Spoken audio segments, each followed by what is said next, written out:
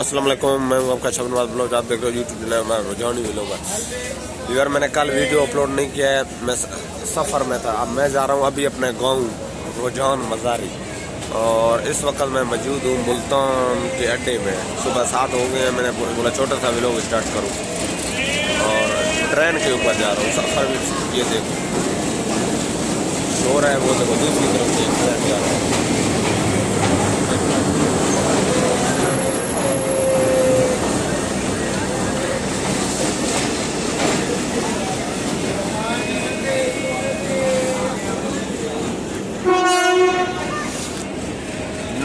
जिन्होंने हमारे चैनल को अभी तक लाइक नहीं किया, लाइक करें और सब्सक्राइब करें इंशाल्लाह। और आप मिलते हैं गांव में जाके अच्छे अच्छे व्लॉग बनाएंगे, क्योंकि मैं यार सफ़र में था ना। मैंने बोला छोटा सा एक व्लॉग बना दूँ वीडियो को, ताकि पता चले मैं रास्ते में सफ़र कर रहा हूँ। बहुत लंबा सफ़र है, 2 दिन का ट्रेन पे सफ़र है। और इंशाल्लाह अपनी गांव पे जाके अच्छे अच्छे व्लॉग बनाएंगे और अपनी वीडियो को दिखाएंगे। देखो 1 दिन का हमने सफ़र किया है।